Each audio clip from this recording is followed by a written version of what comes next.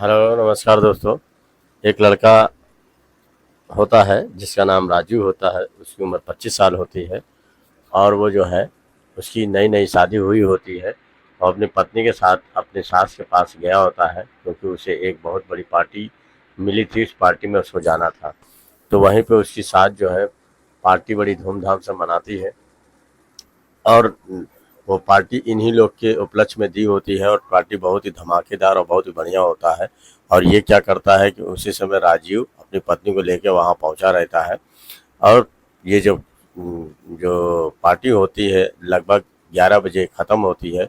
और इस पार्टी में हर तरीके की वाइन, हर तरीके का नॉनवेज, हर तरीके का चाउमीन वगैरह सब चीज़ की व्यवस्था इन्होंने कर रखी थी।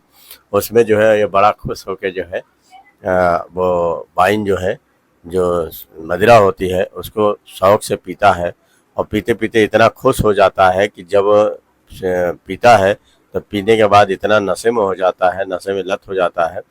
लत होने के बाद फिर वो धीरे धीरे अपने कमरे में जाके लेट जाता है और लेटने के बाद कुछ देर बाद जो है जब पार्टी ख़त्म हो जाती है तो सब जितने रिश्तेदार होते हैं अपने अपने घर चले जाते हैं। और उसमें से जब चले जाते हैं तो जो इनकी सास होती है कंचन, वो भी एक कमरे में जाके लेट जाती हैं। और लेटने के बाद एक पतली सी जो पारदर्शक कपड़े दिख रहे थे उसमें जाके लेटी होती है और ये नशे की हालत में जाता है, अपनी सास को देखता है तो देख के दंग रह जाता है और उसके गोरे गोरे बदन को जब देखता है तो कुछ देर निहारता रह जाता है। और निहारने के बाद उसको कुछ लफ्ज नहीं मिलता है और कि वो क्या बोले। और जब वहाँ पहुँचता है तो अपनी सास के पास जाकर बैठ के उनके पास जाता है, कुछ बातें करता है और बातें करने के बाद कुछ अश्लील हरकतें करने लगता है। और जब अश्लील हरकतें करता है तो करते हुए जो है तब तक उसकी सहिता, जो उसकी जो बीवी होती है, उसको लगता है कि आवाज़ कहीं से आ रही है और उस आवाज़ की जो आवाज़ इतनी तेज़ होती है कि ये लोग जब संबंध बना रहे होते हैं तभी वो सरिता वहाँ पे आती है। आने के बाद जब देखती है तो देख के बिल्कुल तंग हो जाती है और भौचक्के हो जाती है। और फिर वो अपनी जो उसकी जो माँ होती है, माँ उसके उसके साथ कुछ ऐसा अपनी बेटी के साथ कर देती है कि जिनको सुनकर आप चौंक जाओगे, हैरान हो जाओगे और सोचने पे मजबूर हो जाओगे कि ऐसी क्या घटना कर देती है जिससे ये पूरे सनसनी फैल जाती है, पूरे अखबारों में सुर्खियाँ बन जाती है और पूरी बात ये फैल जाती है सब जगह। तो आइए दोस्तों, ये कहानी आपको विस्तार पूर्वक सुनाता हूँ, जो कि ये कहानी बहुत ही अच्छी है। अगर चैनल को सब्सक्राइब नहीं किए हो तो चैनल को सब्सक्राइब कर दिएगा, लाइक कर दिएगा और बताइएगा कि आप लोगों को कहानी ये कैसी लगी। दोस्तों, ये कहानी हिमाचल प्रदेश के हमीरपुर की है। एक लड़का होता है जो राजू होता है, उसके माता पिता जो है बहुत ही गरीब होते हैं। और ये जो राजू होता है इसकी उम्र जो 25 साल होती है और ये पेशे से वकील होता है। तो इसके माता पिता पहले गरीब रहते हैं लेकिन ये धीरे धीरे जो है एक पढ़ लिख कर जो है वकील जब बन जाता है तो कुछ इसके घर की आर्थिक दशा सही हो जाती है।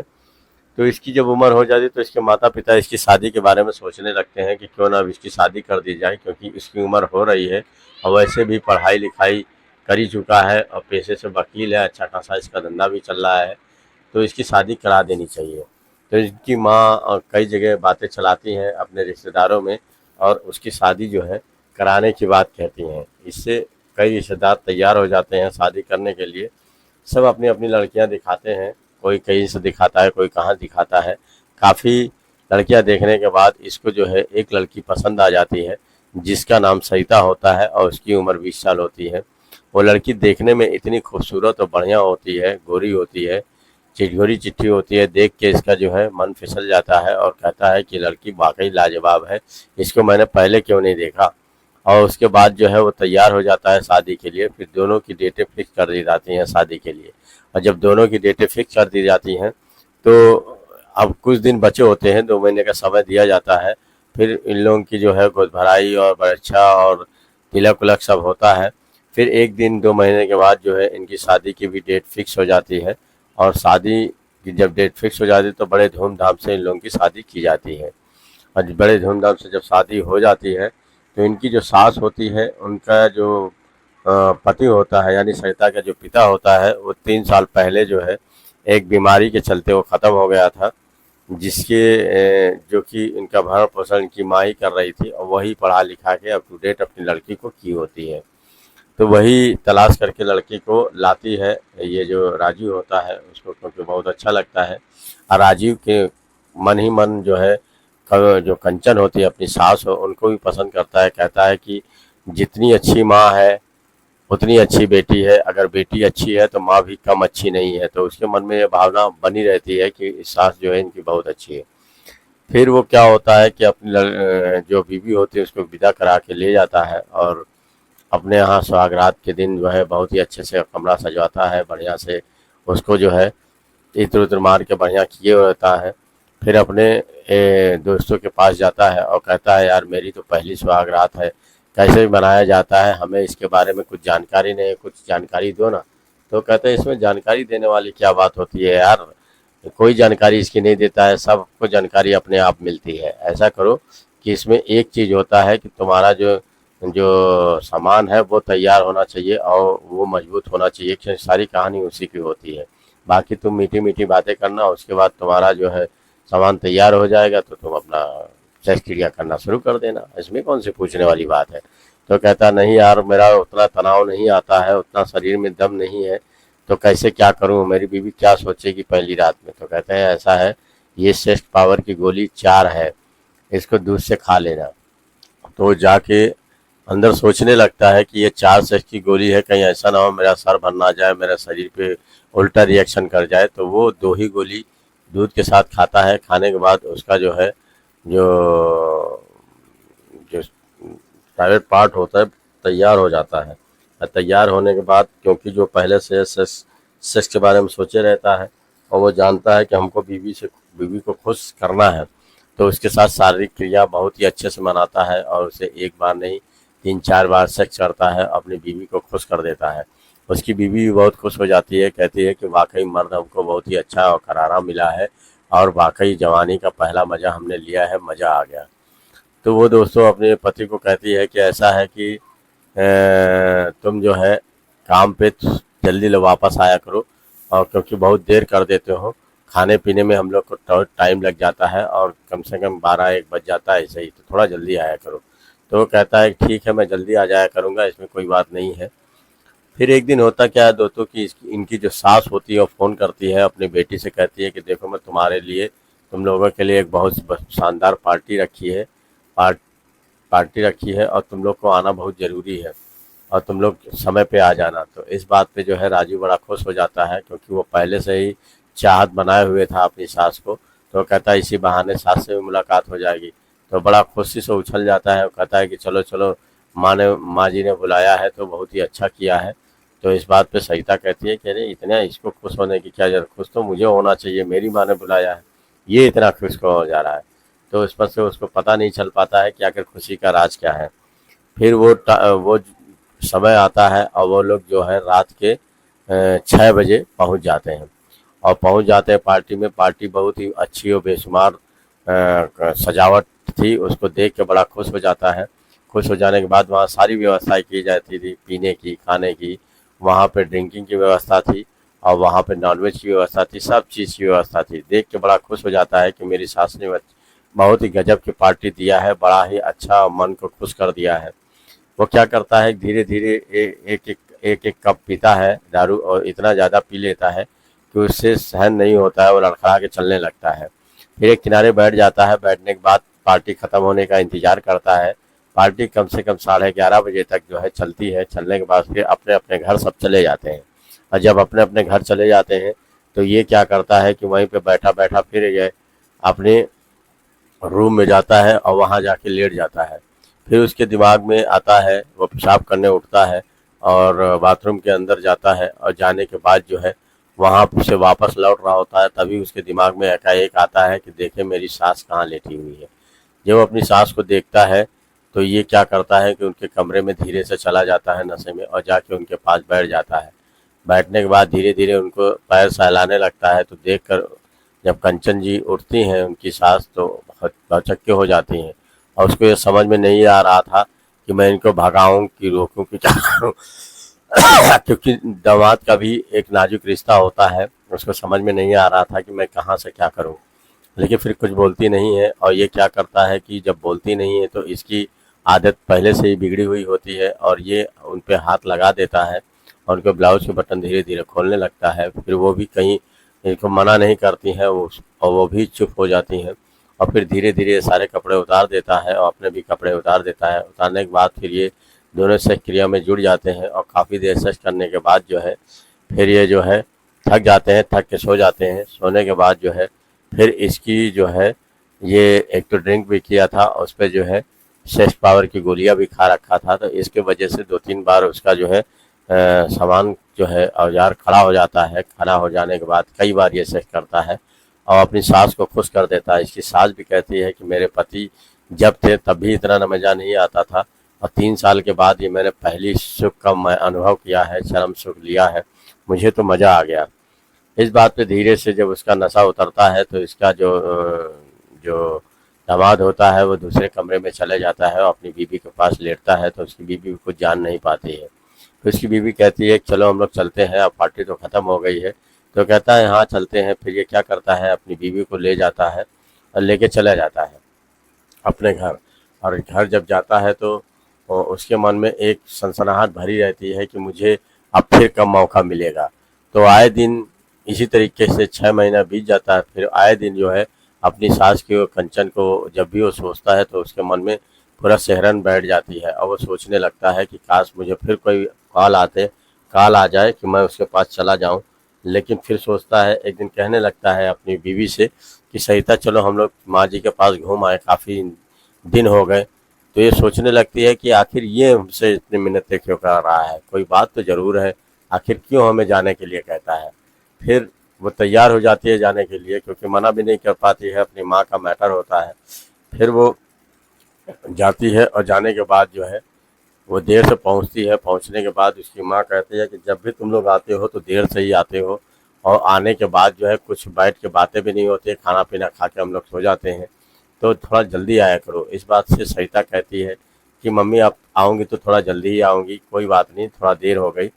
इस पर से जो है वो कांचन कहती है आज मैं खुद अपने हाथों से खाना बनाऊंगी। फिर वो अपने हाथों से सारा खाना बनाती है। बना के बाद जो है अपने दामाद को बढ़िया बढ़िया खिलाती है, परोसती है। इस पर जो है तीखी नज़र से देखा भी करती है, क्योंकि जो है वो पहले से ही चरम सुख प्राप्त कर ली थी। उसकी हल्की हल्की मुस्कान भी देख रहा था राजीव कि किस तरीके से मेरी सास मुझको खिला रही है, किस तरीके से मुस्कान है। फिर वो देखती है तो जब बातें करने लगता है तो सरिता भी कुछ बोल नहीं पाती, क्योंकि वो कहती है कि अरे सासू माँ और दामाद का रिश्ता है, वैसे माँ बेटी का रिश्ता होता है, चलो हटाओ कोई जाने दो, इन लोग ऐसे ही बातें करते हैं। फिर वो हंसी ठिठोली करने के बाद जो है खाना पीना खाते हैं, रात के 10 बज जाते हैं। फिर वो अपने अपने कमरे में चले जाते हैं, जाने के बाद सो जाते हैं। सोने के बाद फिर एकाएक इसकी नींद खुलती है राजीव की, और ये उठता है। उठने के बाद इसके दिमाग में तो वही बात चल रही होती है कि क्योंकि वो देखता है तो उसकी बीवी एक किनारे सो रही होती है। वो कमरे में जब उठ के जाता है तो अपने दामाद अपने सासू माँ के कमरे में धीरे से चला जाता है और दरवाज़ा बंद कर लेता है। बंद करने के बाद सासू माँ कहती है मैं भी तुम्हारा इंतज़ार कर रही थी, लेकिन पता नहीं क्या तुम आज बहुत देर कर दिए, थोड़ा पहले आया करो, अब तो सुबह होने वाली है। तो कहता है सासू माँ अभी तो मज़ा आएगा, क्योंकि मेरी नींद लग गई थी, अब जाके खुली है। फिर उठने के बाद फिर वो जल्दी जल्दी एक दूसरे के कपड़े उतारते हैं। उतारने के बाद जो है वो पूछती है कि कहीं मेरी बेटी जागी तो नहीं थी। तो कहती है अरे वो पूरी सो गई है, पूरी तरीके से नींद में है, तो इसी वजह से तो मैं आपके पास आया हूँ। इस बात पे वो बड़ी खुश हो जाती है। खुश हो जाने के बाद दोनों से क्रिया करते हैं और करने के बाद जो है जब अब वहीं पे लेट जाते हैं और उसको जो है जो इनकी बीवी होती है सरिता होती है, जब देखती है तो इधर उधर कि मेरा पति कहाँ है, रात में कहाँ चला गया, तो कहीं आया तो नहीं, कहीं बाहर तो नहीं चला गया। तो वह सब इधर उधर देखती है। देखने के बाद जब अंदर कमरे में जाती है तो हाँ जोर जोर से सिसकारियाँ हो रही थी, चीखें सुनाई पड़ रही थी। और जब देखती है अपनी माँ को और अपने पति को तो वो देख के दंग हो जाती है और बहुत ज़ोर ज़ोर से चिल्लाने लगती है, अपने माँ को गाली बकने लगती है। इसकी माँ जो है वो कुछ कहे इससे पहले जो है दामाद उसको समझाता है कि अरे ये गलती हो गई, अब नहीं होगी, क्यों परेशान हो।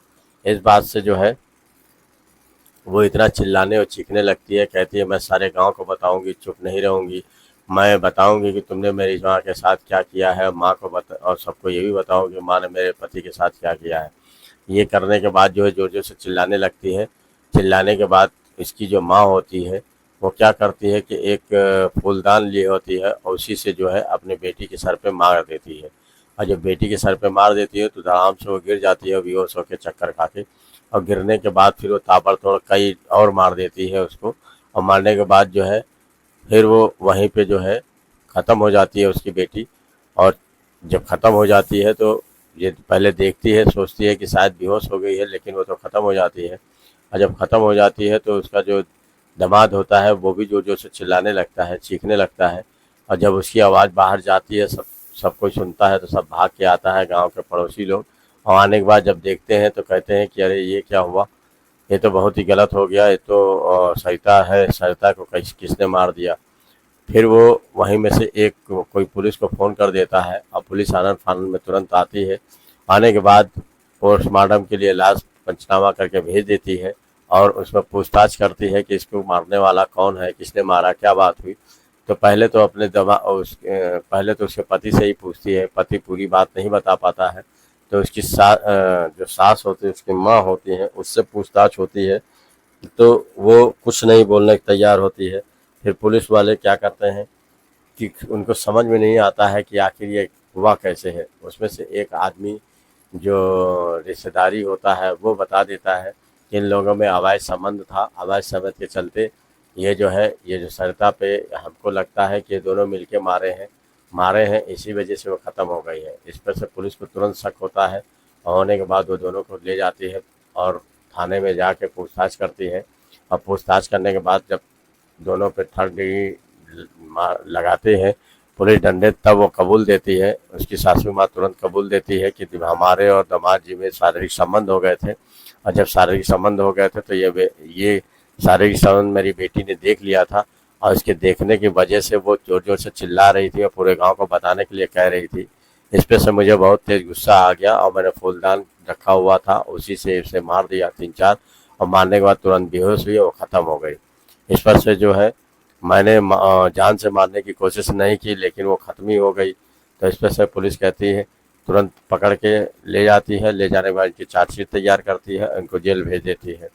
और जब ये जेल चली जाती हैं तो ये दोस्तों कहानी पे यहीं समाप्त हो जाती है। क्योंकि जो है जब ये जेल चली जाती हैं तो जेल जाने के बाद फिर तो कहानी ख़त्म हो ही जाती है। ये दोस्तों कहानी आप लोग को कैसी लगी? वैसे हमारे ख्याल से दोस्तों उसको अपनी लड़की को नहीं मारना चाहिए। और इस तरीके से अगर अवैध संबंध किसी के अगर बन जाते हैं तो किसी न किसी का सर्वनाश होता ही है। कभी भी शारीरिक संबंध बनी हुई चीज़ वो सही नहीं होती है और जाके एक ना एक दिन गलती होती है, गलती कराती है और इसी तरीके से क्राइम होता है। क्राइम पूरे फैल जाता है।